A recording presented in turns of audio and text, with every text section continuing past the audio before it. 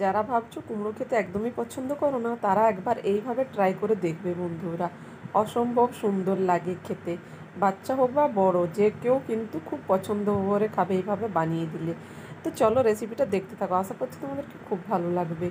রেসিপিটা বানানোর জন্য আমি একটা ছোট কচি কুমড়ো নিয়ে নিয়েছি, দুটো আলু, একটা বেগুন বড় সাইজের, আর দুটো আমি নিয়ে নিয়েছি পটল, আর নিয়েছি দুটো ঝিঙে, আর নিয়েছি আমি এখানে একটা টমেটো, কাঁচা লঙ্কা। সবগুলোকে ভালো করে কেটে নিয়েছি।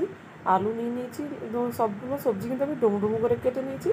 তারপর ধুয়ে পরিষ্কার করে নিয়েছি। এদিকে আগে থেকে কড়া বসিয়ে কড়াটা ভালো করে গরম করে নিয়ে তার মধ্যে সর্ষের তেল দিয়ে তেলটা ভালো করে গরম করে নিয়ে তার মধ্যে 5 ফোড়ন কাঁচা লঙ্কা ফোড়ন দিয়ে তারপর আমি এক এক করে আলু কুমড়ো একটু নাড়াচাড়া করে 2 মিনিট ঢেকে রেখে দিয়েছিলাম।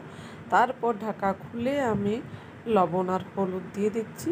লবণটা দিচ্ছি খুব অল্প পরিমাণে, 1 চিমটির মতো, কারণ পরে আমি আবারও লবণ অ্যাড করব। একটু নাড়াচাড়া করে ভালো করে মিশিয়ে নিয়েছি, যেহেতু কচি কুমড়ো তাই খুব সহজেই কিন্তু এটা সেদ্ধ হয়ে যাবে। এদিকে আদা বাটা দিয়ে দিচ্ছি 1 চামচ।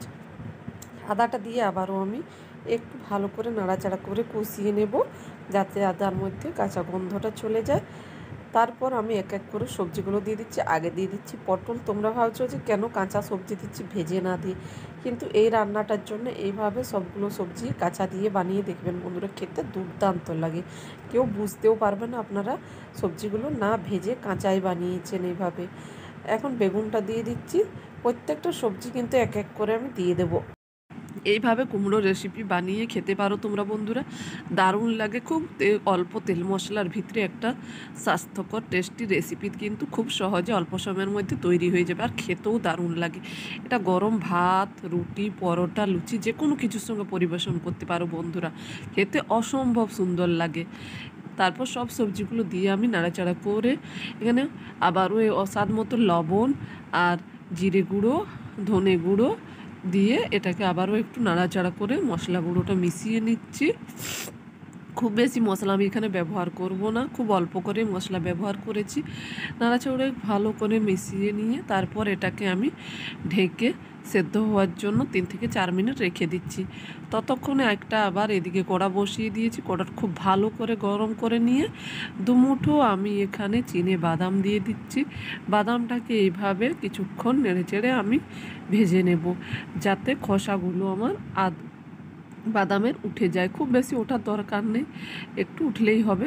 খোসাগুলো উঠিয়ে আমি বাদামটা রেখে দিয়েছি ঠান্ডা করে।